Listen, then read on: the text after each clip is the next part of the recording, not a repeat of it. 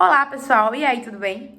Eu me chamo Keila, sou aluna da graduação do curso de Nutrição na UFPE CAV e eu e os meus amigos viemos aqui hoje para ensinar a você sobre aditivos de origem animal. Então, aproveita essa videoaula e espero que você aprenda bastante. Olá, pessoal! Eu sou Roseli. Aditivos de origem animal são substâncias derivadas de animais que são adicionadas a alimentos, produtos farmacêuticos, cosméticos, entre outros produtos, para desempenhar funções específicas. Esses aditivos podem ser obtidos a partir de diferentes partes dos animais, como órgãos internos, ossos, músculos, pele, entre outras partes. Alguns aditivos de origem animal desempenham funções bem significativas na indústria de alimentos, assim proporcionando uma variedade de funções que contribuem para a qualidade, textura, conservação dos produtos e também sabor. Esses aditivos são obtidos a partir de fontes animais e são utilizados em diferentes estágios da produção desses alimentos. Vamos explorar ao decorrer desse vídeo algumas das principais categorias de aditivos de origem animais e as funções que elas possuem na indústria alimentícia. Mas de momento já posso dar um exemplo bem comum, que é a gelatina, que ela é derivada do colágeno animal, usada como agente estabilizante, espessante e também agente de gelificação. Outro exemplo comum é a cochonilha, que é um corante de tom avermelhado que é obtido através de insetos. Primeiramente, bom dia, boa tarde ou boa noite, né? Dependendo do horário que esse vídeo esteja sendo assistido. Eu vou dar continuidade à apresentação do nosso trabalho. Meu nome é Ana Beatriz, sou estudante do quarto período de nutrição na Universidade Federal de Pernambuco, no Centro Acadêmico de Vitória, e eu fiquei responsável por falar sobre a parte legislativa dos aditivos relacionados a matérias-primas de origem animal. Primeiramente, eu queria falar sobre a portaria número 540, de 27 de outubro de 1997, que vai tentar, por meio aí de agentes de vigilância sanitária, trazer um conceito unificado com o Mercosul sobre aditivos para os alimentos de uma maneira geral. E aí eles vão definir aditivos alimentares como qualquer ingrediente adicionado intencionalmente aos alimentos sem o propósito de nutrir, e aí eles vão ter esse objetivo de modificar várias características do alimento, e é algo que pode ser adicionado em diferentes períodos de processo desse mesmo alimento, né? E ele também vai dizer que ao agregar-se poderá resultar em que o próprio aditivo ou seus derivados se convertam em um componente de tal alimento, em que essa definição não inclui os contaminantes ou substâncias nutritivas que sejam incorporadas ao alimento para manter ou melhorar suas propriedades nutricionais.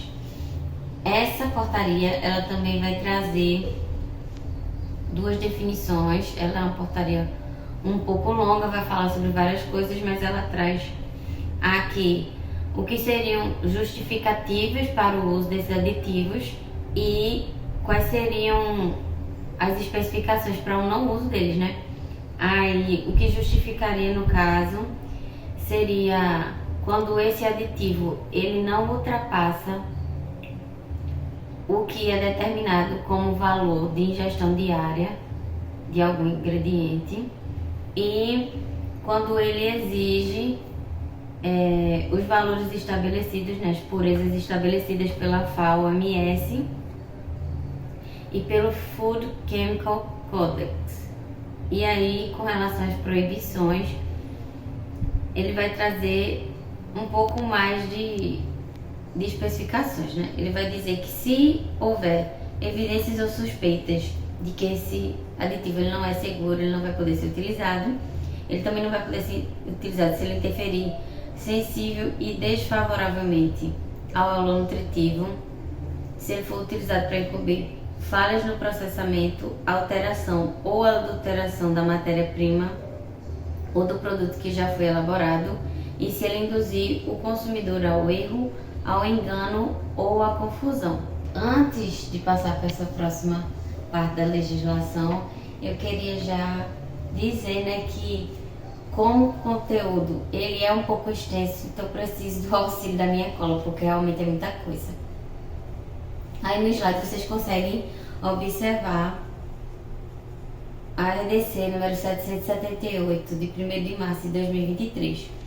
E ela vai dizer que ela dispõe sobre os princípios gerais, as funções tecnológicas e as condições de uso de aditivos alimentares e coadjuvantes de tecnologia em alimentos. E ele vai falar aqui que, no caso dos aditivos alimentares e coadjuvantes, destinados ao uso em suplementos alimentares e em pescados e produtos de pescados. Ou seja, ele tem uma parte especificamente falando sobre isso. Ele vai dizer que, no caso dos pescados, a gente vai levar também em consideração o que é dito pela Autoridade Europeia para a Segurança dos Alimentos, ou a gente também vai levar em consideração o que é dito pela União Europeia. No caso dos aditivos alimentares que são usados para produtos carnes e as carnes, a gente também vai levar em consideração as referências lá da União Europeia. Ela não vai ser tão específica com relação a valores, limites ou mínimos de aditivos, mas ela vai trazer essas definições. Também dá para observar aí a EDC de número 725 de 1º de julho de 2022, que vai dispor sobre os aditivos alimentares aromatizantes. Aí ela vai estar falando de uma categoria específica de aditivos, no caso de aromatizantes, para todos os tipos de alimento. E ela vai ser importante porque a gente vai ter logo em seguida essa instrução normativa de número 211 de 1º de março de 2023, que estabelece as funções tecnológicas, os limites máximos e as condições de uso para os aditivos alimentares e os coadjuvantes de tecnologia autorizados para uso em alimentos. Então, o que aqui é que essa RDC 725 de 2022 ela é importante ser citada, porque ela vai estar inclusa nessa instrução normativa. Vão ter várias RDCs que vão estar inclusas nessa instrução normativa. Se eu não me engano, é um valor que já é superior a 20, né?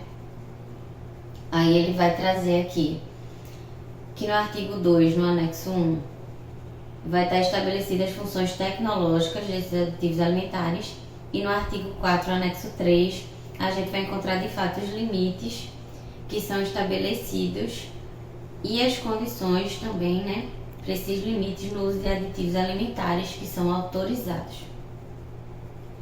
Eu tinha planejado falar de uma forma um pouco mais detalhada, embora eu não falasse sobre tudo, porque essa instrução normativa ela é muito grande e ela tem muita informação. Eu fiz uma pesquisa, separei os tópicos, mas eu acho que vai ficar muito extenso. Então, eu não vou detalhar tudo, mas eu vou estar citando para vocês quais são as categorias que essa instrução normativa vai estar trabalhando em relação a produtos animais. E, no caso, eu estou me referindo à matéria-prima animal de fato, e não às preparações alimentares que são inclusas essas matérias-primas, né? Primeiro a gente vai ter a categoria de leites e derivados, e aí a gente vai estar incorporada nessa categoria tudo aquilo que de fato é derivado do leite, né? A gente vai ter bebidas lácteas, bebidas de leite fermentado, leite condensado, creme de leite, compostos lácteos, da nata, o queijo e uma variada gama de produtos, né, que vem depois disso. A gente também tem logo em seguida a categoria de óleos e gorduras, onde a gente encontra a gordura anidra de leite, óleos de peixes e outras gorduras de origem animal e a manteiga. E logo em seguida ela vai trazer algumas especificações sobre pescados e produtos de pescados fritos, incluindo moluscos, crustáceos, equinodermos, anfíbios e répteis. E ele vai dizer que essa categoria se refere a produtos prontos para consumo, preparados a partir de pescado ou porções de pescado, empanados ou não, fritos, tostados ou grelhados e posteriormente embalados ou enlatados com ou sem molho ou óleo. E vai trazer alguns exemplos, né? Aí dentro dessa categoria que eu citei agora, a gente vai ter subcategorias dentro dos pescados, né? Ele vai trazer pescados e produtos de pescado, defumados, secos ou dessecados e ou salgados.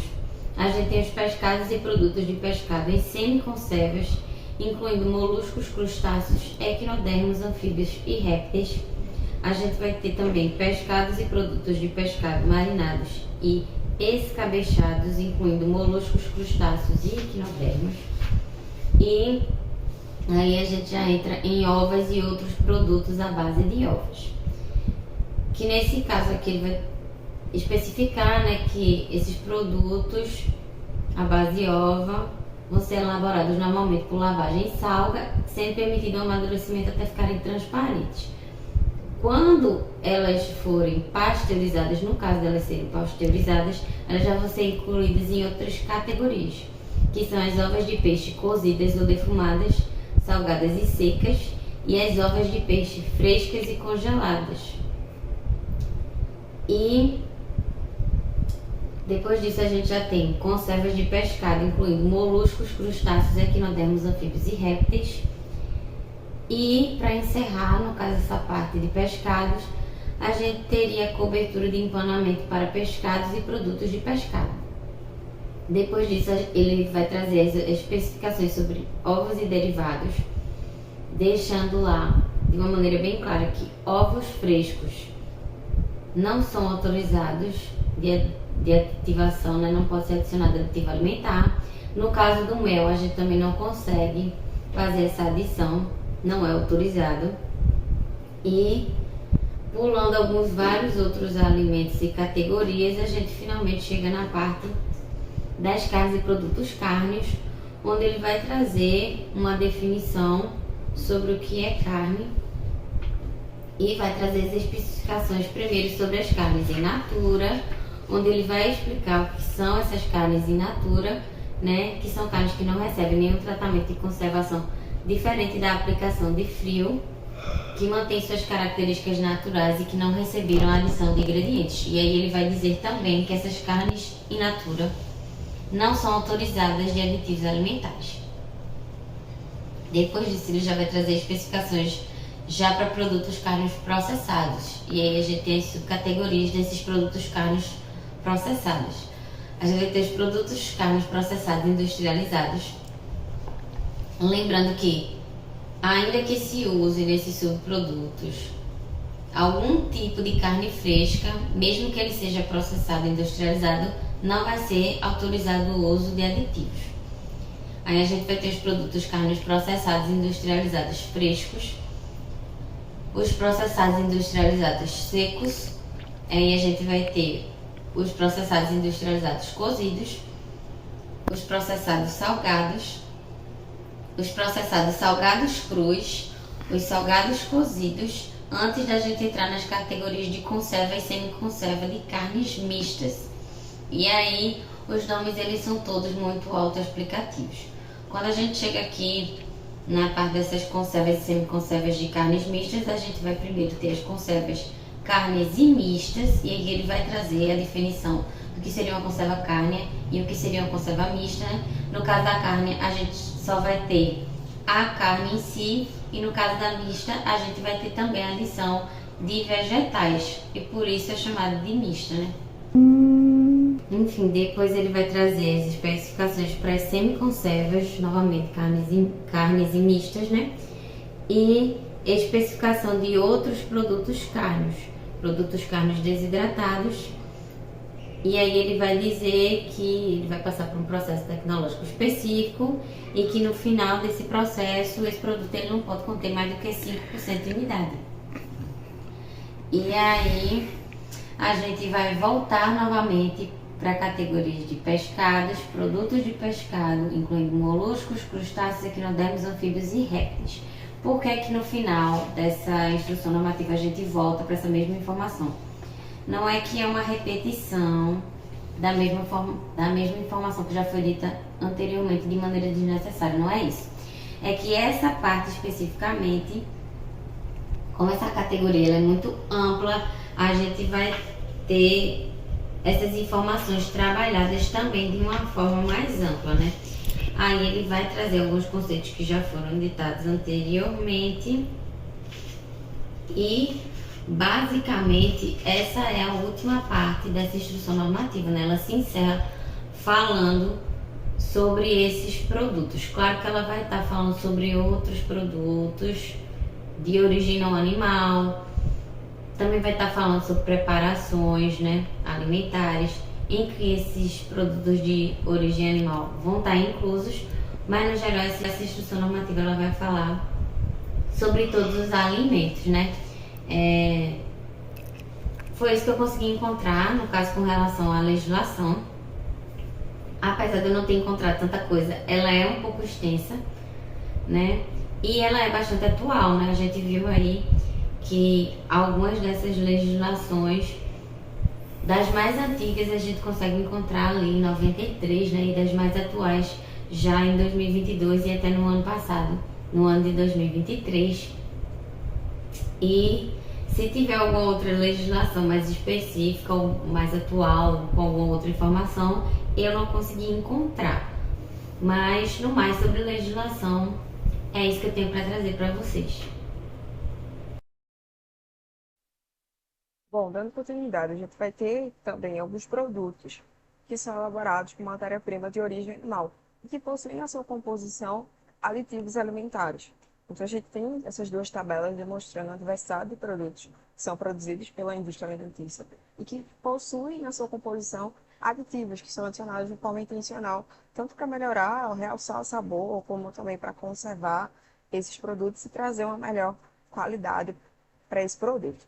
Então, de início, a gente vai ter o queijo, que possui como matéria-prima animal o leite, e que tem na sua composição a adição de cloreto de cálcio, que nessa questão, nesse caso, ele vai estar sendo utilizado para melhorar a textura e também a consistência, enquanto também vai ter a adição de fermentos lácteos, que vão ser responsáveis pela fermentação do leite e, de uma forma geral, trazendo a melhor qualidade para o produto, nesse caso, o queijo. Além disso, vai ter o iogurte, que também vai ter a adição de alguns fermentos lácteos, mas também espessantes. Nesse caso, vão ser responsáveis por determinar aquela consistência do iogurte. Além disso, também tem a manteiga, onde tem a adição de sal e de corantes. Corantes ali para determinar aquela coloração amarela da manteiga.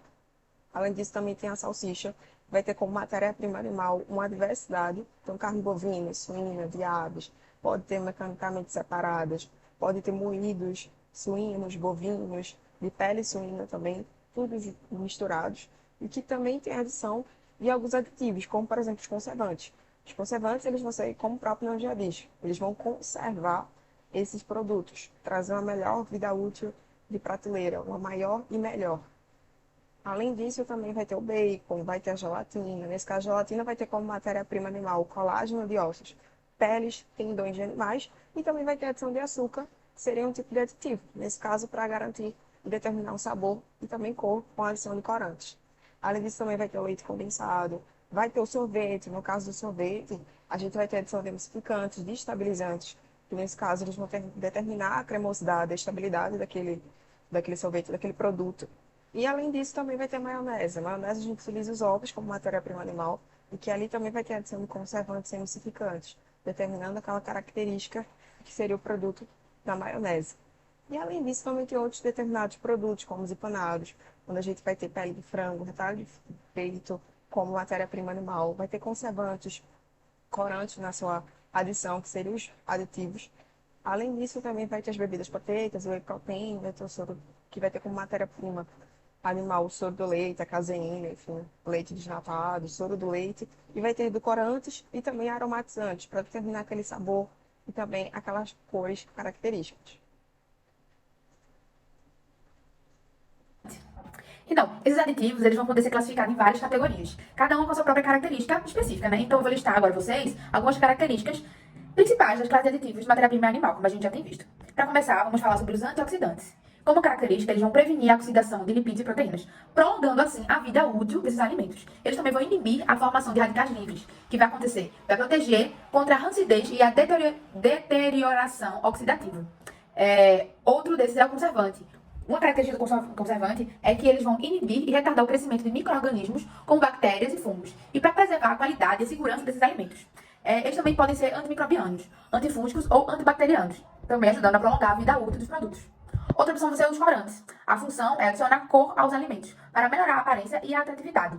Também vão poder ser naturais e sintéticos, proporcionando uma ampla gama de cores, estabilidade durante o processamento. Outro é o aromatizante, que tem como característica adicionar sabor ou aroma aos alimentos, para melhorar, assim, a aceitação pelos consumidores.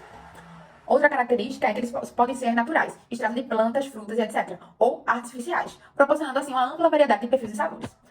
Outro aditivo são os emulsificantes. Eles vão facilitar a mistura de ingredientes que normalmente não se misturariam, como a água e a gordura, e vão permitir também a formação e a estabilidade de emulsões, melhorando a textura e a consistência dos alimentos.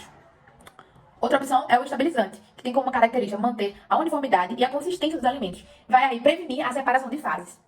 Também vão contribuir para a textura desejada, impedindo a sedimentação ou a cristalização. Outro desses é o espessante, que tem como característica aumentar a viscosidade dos alimentos, conferindo-lhes uma consistência mais espessa. Melhoram a textura e a qualidade sensorial, sendo muito utilizado em produtos como molhos e sobremesas. Outro também é o edulcorante. Eles vão aí adoçar os alimentos sem adição de açúcares, sendo usados em produtos dietéticos ou para redução de calorias. E também podem ser naturais, como estévias, ou artificiais, como a sacarina e o aspartame, proporcionando aí um sabor doce sem contribuir, assim, significativamente para o teor calórico.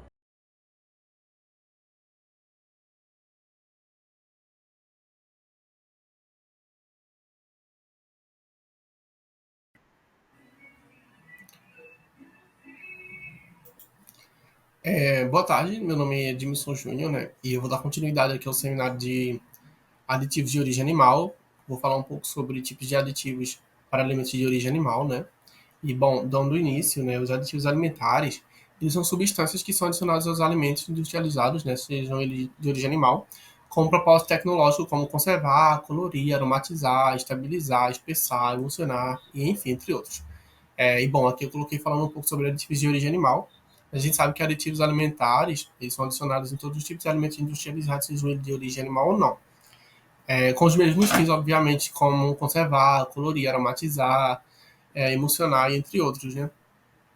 E assim, com a mesma finalidade também de aumentar a vida de prateleira desses alimentos e conservar, né? E manter longe da infecção com micro-organismos e afins. Bom, códigos alimentares, né, eles definem definem aditivos alimentares como substâncias que normalmente não é consumida como alimento e como ingrediente por si só. Esses aditivos alimentares eles podem ter valor nutritivo ou não e são adicionados aos alimentos com propósito tecnológico no seu processamento, né, como preparação, tratamento, embalagem, transporte e armazenamento. E assim, promover algumas alterações, sejam elas diretas ou indiretas, né, afetando a característica final desses produtos e alimentos. Também vale ressaltar que não são considerados aditivos alimentares, né, substâncias nutritivas adicionadas nesses alimentos com a finalidade de melhorar as qualidades nutricionais deles, né? E, bom, aqui coloquei também falando sobre a rotulagem e a notificação de aditivos obrigatória, né? Aqui no Brasil, né, a rotulagem de alimentos e a notificação de aditivos, ela é obrigatória em todos os alimentos que são embalados na ausência do consumidor, né? E isso é regulamentado pela Anvisa e pelo Inmetro. E mais especificamente para alimentos de origem animal, isso é regulamentado pelo MAPA, né, que é o Ministério da Agricultura, Pecuária e Abastecimento. E, bom, dando continuidade, deixa eu ver. Aqui eu botei falando um pouco sobre as características, né, dos aditivos alimentares, que são ingredientes, né, adicionados intencionalmente aos alimentos durante qualquer etapa da produção e distribuição, né? Como processamento, manipulação, embalagem, armazenamento e enfim, entre outros. Também, né, são substâncias de origem natural ou artificial, né, na sua maioria sem valor nutritivo significativo, que tem como objetivo de melhorar e modificar as características físicas, químicas, biológicas, sensoriais desse produto final, né? Eles são classificados em 23 classes, né, de acordo com o efeito tecnológico que eles vão desempenhar nos alimentos, podendo ser acidulante, antioxidante, conservante, espessante, estabilizante, aromatizante também, e outros, né? Vale lembrar que são alguns dos 23 classes, são 23 classes desses aditivos alimentares. Como eu já falei também, eles são regulamentados pela Anvisa, que estabelece quais são os aditivos permitidos, né, nos alimentos, e também as quantidades máximas do uso desses aditivos, né? Para que assim eles possam alcançar, né, a finalidade tecnológica dele sem oferecer perigo à saúde das pessoas. E, por último, esses aditivos eles são avaliados pela OMS, pela FAO, né, através do Comitê de Especialistas e Aditivos Alimentares, que recomenda quais os limites de ingestão diária aceitável, né, e os limites do uso desses aditivos nos alimentos. E bom, aqui, né, vou falar um pouco sobre algumas dessas 23 classes de aditivos, né, de origem animal, alguns dos mais utilizados. E, primeiramente, falando sobre os corantes, né, que são substâncias que conferem ou intensificam ou restauram a cor dos alimentos, né, são utilizados para dar cor aos alimentos.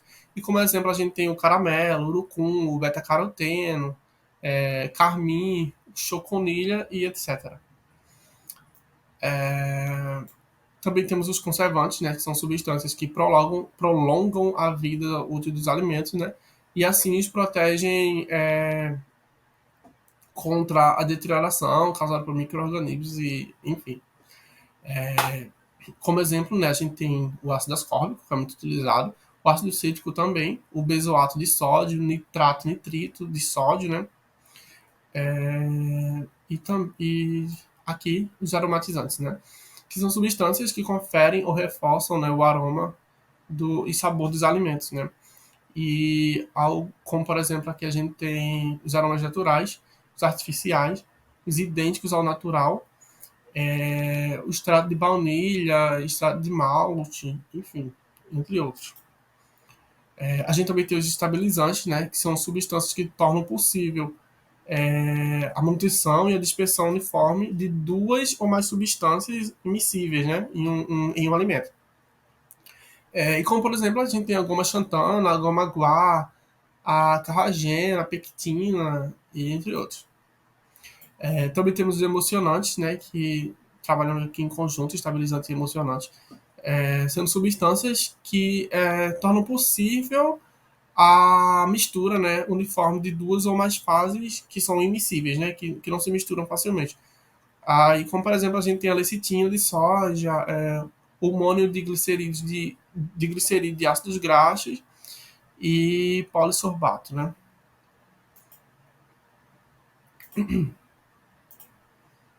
E bom, aqui eu trouxe as 23 classes, né, dos aditivos alimentares, como eu já falei anteriormente, que são permitidos o uso em alimentos no Brasil, né? Aqui vale ressaltar que não são os só de origem animal, e sim os aditivos alimentares no geral que são permitidos no Brasil. Aí, como por exemplo, a gente tem agente de massa, anti-espumante, anti-umectante, antioxidante, corante, conservante, né, conservador, edulcorante, espessante, gelificante, estabilizante, umectante. Esse daqui não dá para ver bem. Regulador de acidez, acidulante, emulsionante, né, ou emulsificante, melhorador de farinha, realçador de sabor, fermento químico. Aqui não dá para ver bem, mas a gente tem agente de firmeza e alguns outros três que eu não estou conseguindo enxergar bem por causa da gravação. Mas, enfim, vale ressaltar que, como eu já falei, como eu disse, né? Alguns desses daqui eu já falei anteriormente, quais são as funções e os mais utilizados, e outros que talvez não sejam tão conhecidos, né? E talvez eu não sei especificar se quais deles são de origem, que são utilizados em alimentos de origem animal. Agora, falando um pouco sobre os tipos de aditivos para alimentos de origem animal, aqui encontrei essa tabela, né, onde a gente tem a presença de alguns aditivos que são utilizados em alimentos de origem animal, né? Como, por exemplo, aqui, a carne in natura, né? Não se permite o uso de aditivos, então a gente não vai ter nenhum. A gente tem os produtos carnes cozidos, né, que são utilizados os reguladores de acidez, como lactato de sódio, né? E aqui a gente tem a numeração, que eles são utilizados no sistema internacional para identificar esses aditivos, né, que como eu falei anteriormente lá no comecinho, muitas vezes a lista de ingredientes de alguns desses alimentos industrializados não vem o nome do aditivo em si, mas vem essa numeração aqui, o que dificulta que o consumidor consiga saber, né, de forma clara qual é o tipo de aditivo que está presente naquele alimento, né? E aqui a gente tem o limite máximo de 100 gramas permitido de aditivo permitido para esse alimento, né? Aqui a gente tem os pescados, né, e produtos de pescados industrializados, né, que são utilizados realçadores de sabor, como o glutamato monossódico, né, aqui a numeração dele, e o pescado fresco, né, resfriado ou congelado, que são utilizados estabilizantes, como os fosfatos, né, mas vale ressaltar aqui que somente na água de glaciamento, né, e aqui a quantidade máxima permitida. Por último, o leite em pó, né, que são utilizados emulsificantes, na verdade, né, que a gente tem a lecitina. E aqui, né, a nota de que somente para leite em pó instantâneo, né, e a quantidade máxima.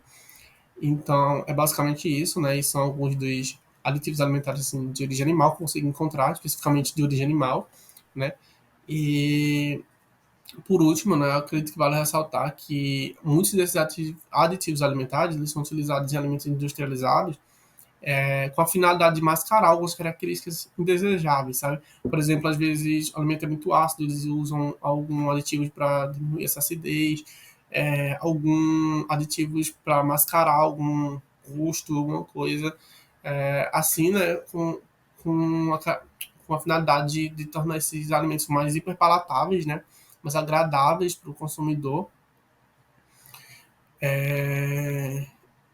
Enfim, e basicamente isso. Então, Olá a todos, meu nome é Everton David e eu estou aqui para dar continuidade ao trabalho. Eu vou falar sobre os exemplos de aplicações de aditivos na indústria de alimentos, a começar com nitrito e nitrato, que são sais de curas conservantes que são utilizados pelas indústrias para aumentar a vida de prateleira dos alimentos, para dar cor vermelha característica da carne aos embutidos e assim manter todas as características sensoriais dos alimentos, tornando ele mais atraente para o consumidor. Em seguida, nós vamos falar sobre o cloreto de cálcio em laticínios. Ele vai funcionar como? Ao ocorrer a pasteurização, o leite tende a perder o cálcio. E na produção do queijo, se for utilizado um leite pasteurizado, não vai ocorrer a coagulação do leite da forma que deveria.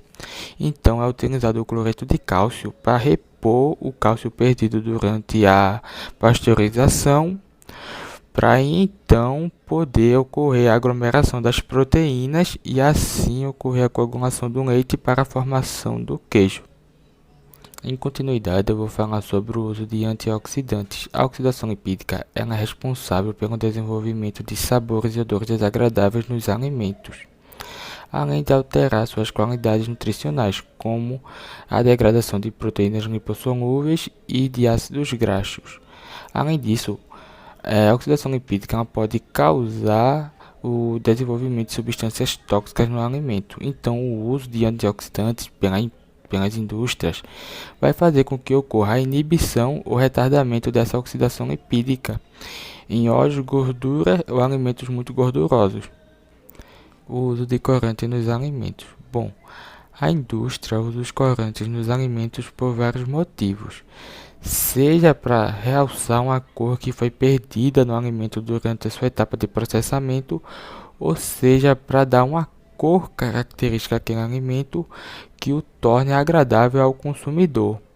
Ou seja, o corante ele tem como objetivo dar cor aos alimentos ou intensificar uma cor já existente, além de causar a uniformidade daquele alimento, ou seja, manter o alimento todo com uma cor padrão, de forma a atrair o consumidor a adquirir aquele produto. O uso de aromatizantes durante o processamento ou armazenamento possa ser que aquele alimento não tenha o sabor ou o odor agradáveis ou característicos daquele alimento, como por exemplo o suco de laranja não tem nenhum gosto e nenhum sabor da laranja.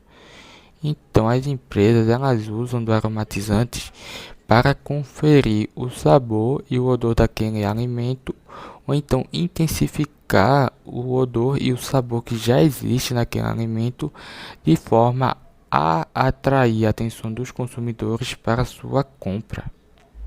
o uso de emulsificante nos alimentos. Bom, para a produção de certo tipo de alimentos é necessária a mistura de dois ingredientes que são immiscíveis, ou seja, que não se misturam, como por exemplo o óleo e a água.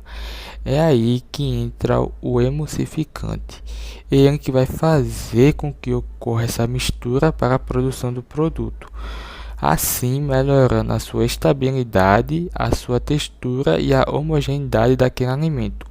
Um bom exemplo disso é na produção da salsicha, onde vai ocorrer a mistura da água, das proteínas e das gorduras através do agente emulsificante que vai ser colocado naquele alimento. O uso de estabilizantes. Bom, a indústria usa os estabilizantes para poder causar a estabilidade das emulsões formadas, assim mantendo as características físicas e químicas dos alimentos, como seu sabor, seu odor e sua textura por mais tempo. É muito usada em diversos produtos, principalmente em laticínios. O uso de edulcorantes nos alimentos. Após a etapa de processamento, possa ser que o alimento ele tenha um sabor que não seja muito agradável nem muito palatável ao consumidor. Então, a indústria ela opta por usar o edulcorante com o objetivo de dar o sabor doce àquele alimento, ou então realçar o sabor doce que aquele alimento já tenha. É utilizado também como substituto do açúcar pelas indústrias. Agora eu vou falar sobre a identificação de aditivos nos rótulos de alimentos. Bom, primeiramente eu vou falar de um erro que é muito comum. Geralmente, quando a gente pede para alguém olhar o rótulo dos alimentos, os ingredientes dos alimentos, a pessoa vai diretamente na tabela nutricional achando que os ingredientes estão lá, quando na verdade o que está lá é apenas os nutrientes daqueles alimentos, daqueles ingredientes. Então a gente tem aqui, por exemplo, do outro lado da caixa ou até mesmo em cima da tabela de identificação nutricional, a lista de ingredientes, onde é possível a gente identificar tudo aquilo que constitui o alimento. E é claro que a gente vai encontrar certos aditivos neles. Eu marquei alguns simples que eu vou citar para não ficar um vídeo muito longo. A gente pode encontrar aqui no creme de leite estabilizantes, a goma de xantana, no hambúrguer aqui. A gente pode encontrar aromatizantes, emulsificantes e corantes, como aqui o caramelo avermelhado. Aqui na carne de porco a gente pode encontrar o estabilizante, o corante e o antioxidante. O antioxidante para não ocorrer a oxidação lipídica, o corante para dar a cor e o estabilizante para manter a emulsificação que foi ocorrida durante a etapa de processamento desse alimento. Aqui a gente tem o requeijão, onde a gente tem o cloreto de cálcio, a gente tem estabilizantes, o regulador de acidez e os conservantes para fazer com que o alimento dure.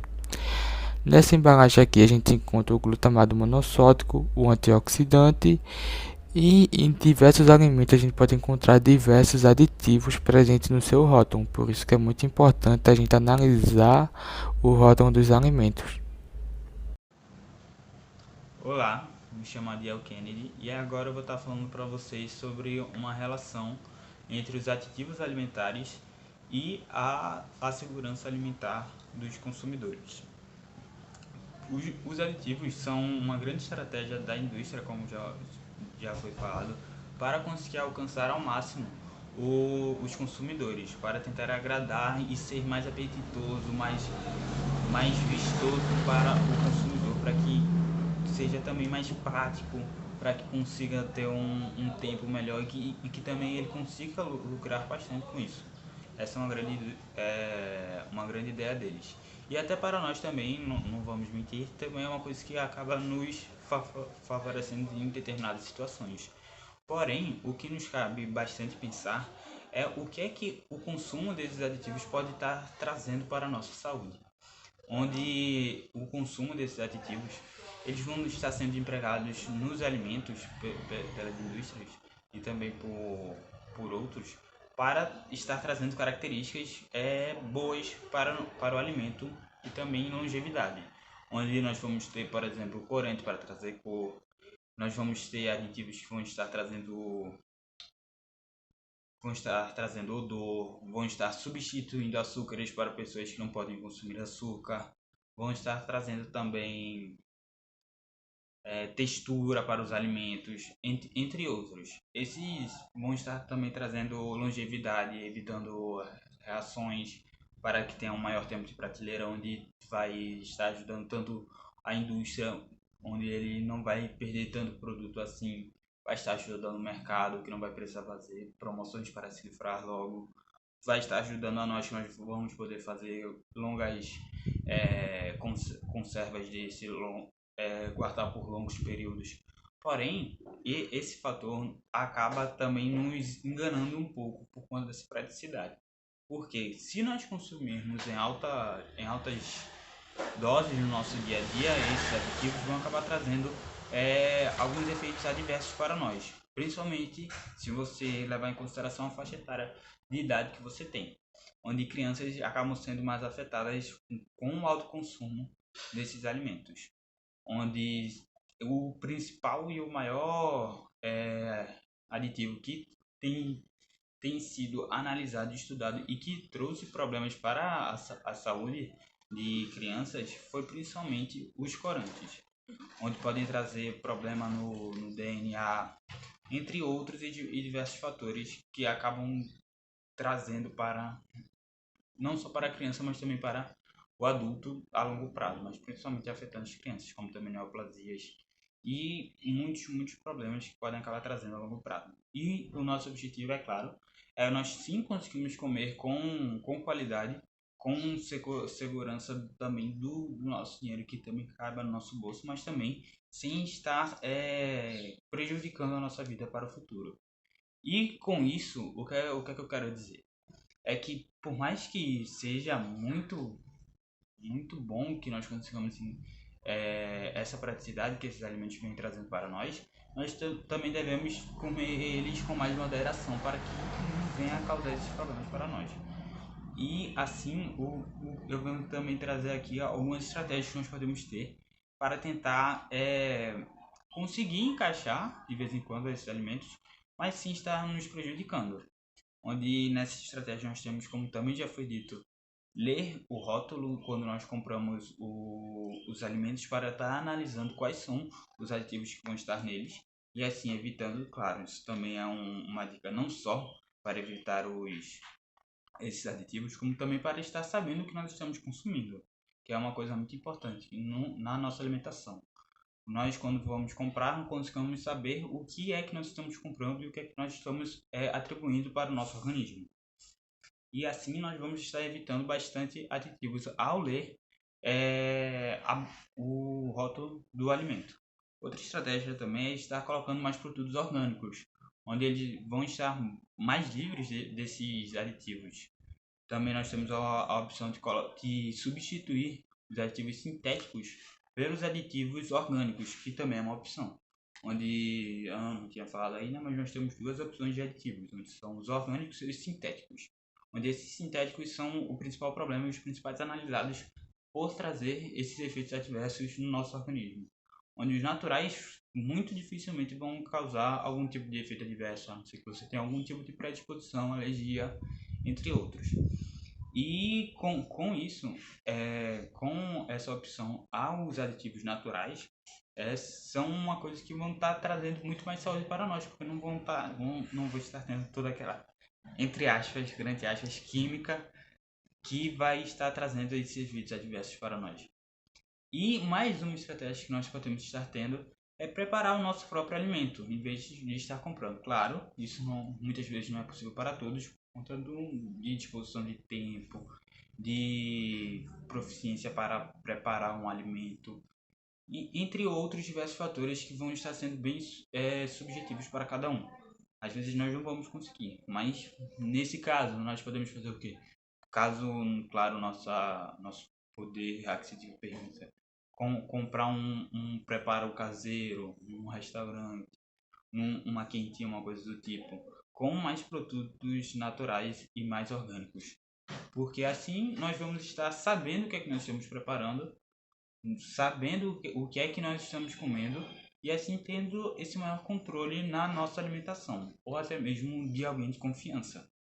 E assim, nós vamos poder também estar evitando muitos desses aditivos na nossa alimentação.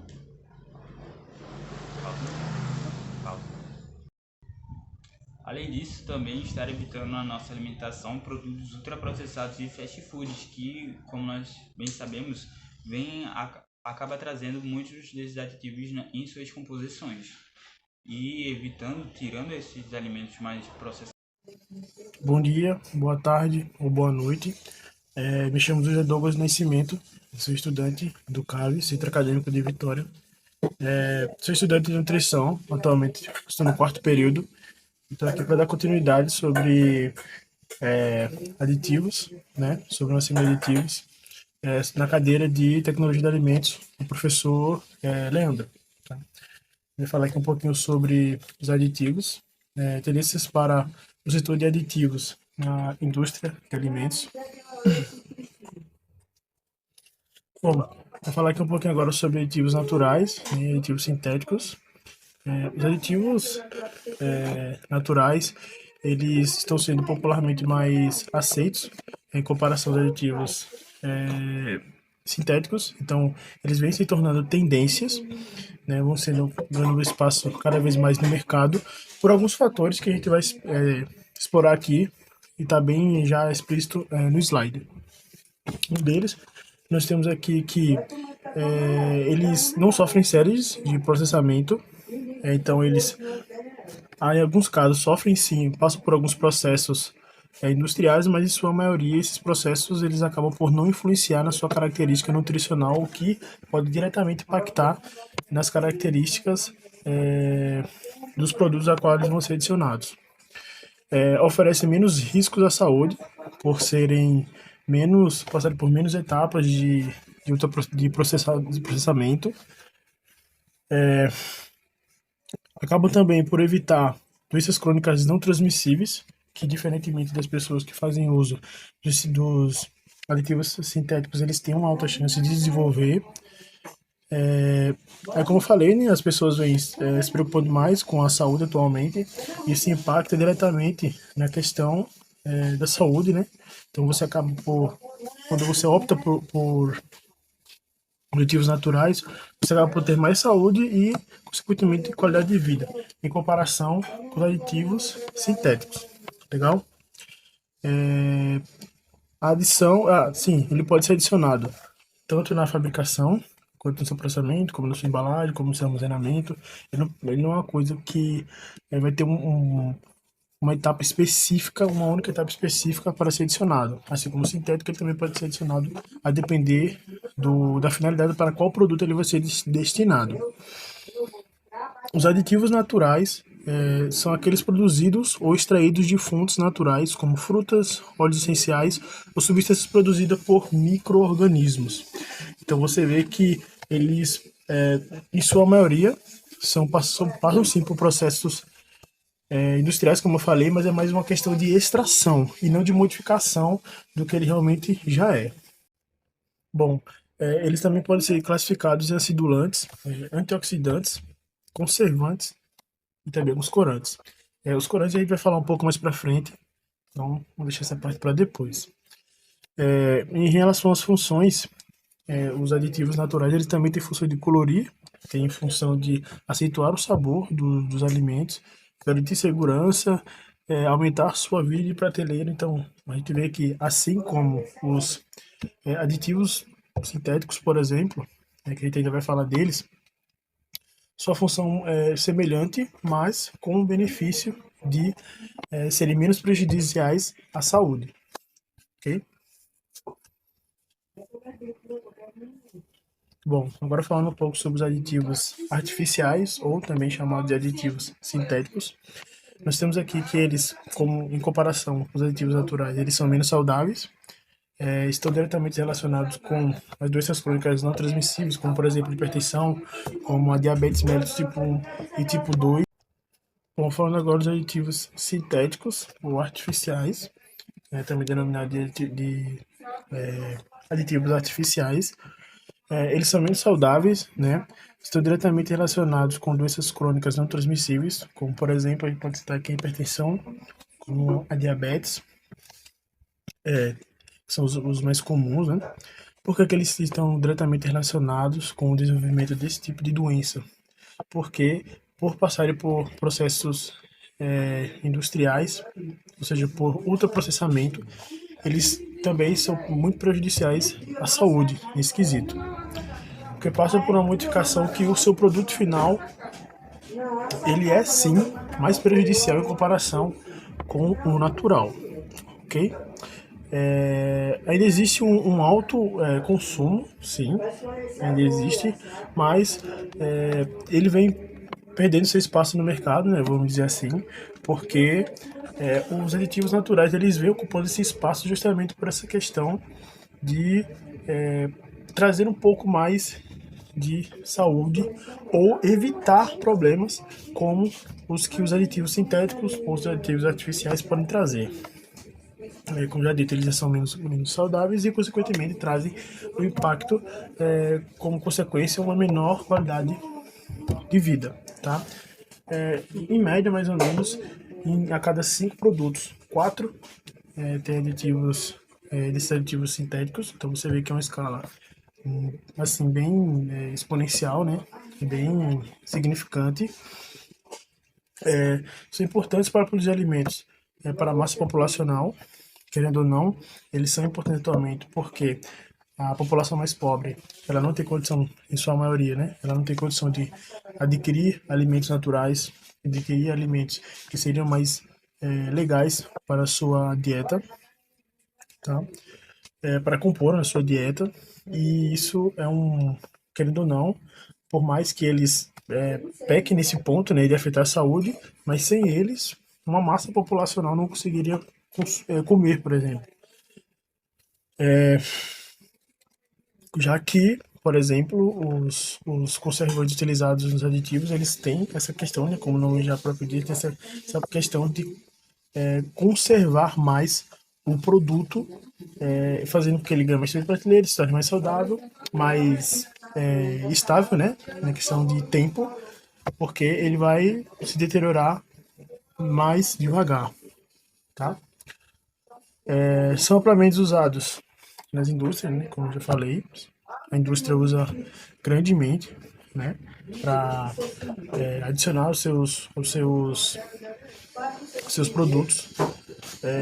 Os temos aqui alguns exemplos, né, como por exemplo aromatizantes, conservantes, corantes, estabilizantes e emulsificantes.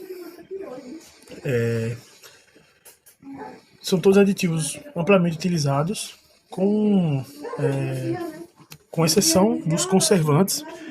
Todos esses outros que a gente acabou de comentar, os aromatizantes, esses corantes, estabilizantes e emulsificantes, eles agem basicamente como... Eles são aditivos cosméticos, né? E que isso quer dizer que eles vão agir basicamente como uma espécie de maquiagem, para fazer com que as suas características organolépticas do produto se tornem um pouco mais aceita. Como, por exemplo, eles deixam o alimento com a textura mais agradável, perdão, eles deixam o alimento com a textura mais agradável, com a cor mais chamativa, com um sabor muito mais aceito, o odor também. Então ele peca muito nessas características organolépticas que o produto tem a oferecer, fazendo com que ele se torne mais atraente ao visual, né, à busca do consumidor. Tá calor, tá bem quente hoje, nossa. Bom, agora falando um pouco dos corantes sintéticos, a gente vai ter agora que temos alguns exemplos de corantes aqui, né? Dá para ver aqui de início assim na tabela. Eles são importantes para produzir alimentos também, né, para a massa populacional, como já dito anteriormente. São corantes produzidos por síntese química, cujas estruturas são idênticas encontradas na natureza. Então, por mais que eles sejam sintéticos, a sua estrutura, ou às vezes sua forma de encontrar alguns deles é bem semelhante ao encontrado na natureza, tá? Como alguns exemplos, nós temos aqui o beta-caroteno e beta-caroteno 8, carotenal e riboflavina e também a xantofila. Bom, falando um pouco agora sobre beta-caroteno e APO8 carotenal, possui uma coloração amarela, laranja, né? E vermelho dos alimentos, seja como constituinte ou como aditivo. Ela tem basicamente uma função de ser precursor da vitamina A, né? O que também a vitamina A pode ser encontrada com o nome de retinol, né? E ela pode apresentar-se de duas formas, com beta-caroteno, né, como já dito, em forma de cristais vermelhos ou em pó cristalino. E o beta-caroteno APO8 carotenal, ele pode ser encontrado também na forma de cristais de cor violeta escuro com brilho metálico. Tá? Falando agora da riboflavina, ela é a maior encontrada, né? Quando se fala de corantes, em forma de pó cristalino amarelo, ou então um amarelo alaranjado. É bem característico, né? Falando agora da xantofila, ela é mais utilizada, e a mais utilizada desse grupo é a cantaxantina. Cantaxantina, isso mesmo. Para dar uma cor vermelha ao alimento na qual ela vai ser adicionada e apresenta-se sob a forma de cristais de cor violeta. Bom, falando agora sobre os aromatizantes, conservantes, corantes e estabilizantes e emulsificantes.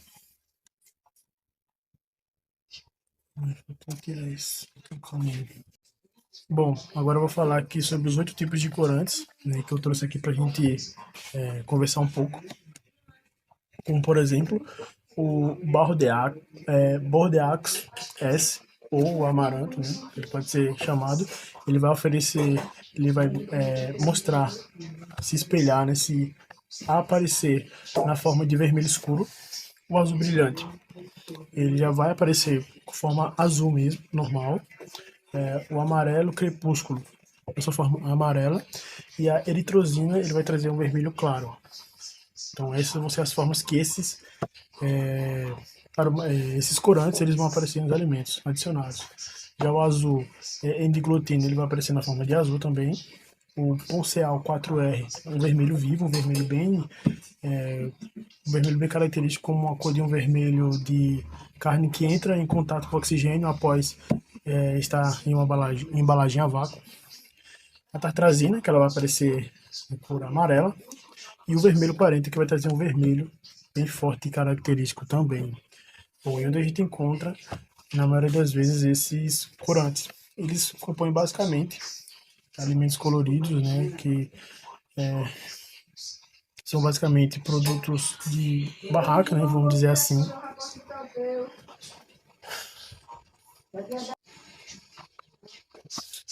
Bom, e onde basicamente a gente vai encontrar esses alimentos, esses corantes, os corantes sintéticos. Eles são basicamente encontrados em comidas que a gente chama assim de besteira, né? Que a gente encontra em barracas, basicamente. Que vão ser balas, vão ser refrescos, vão ser popa pudim, vão ser pipoca, vão ser basicamente esses alimentos que a gente chama assim de lanche, de besteira, que a gente vai acabar encontrando. Então, pessoal, foi isso, né? Nossa finalização aqui do seminário. Espero ter sido bem claro, ter contribuído, né, aqui para o entendimento de todos. E foi isso. E obrigado.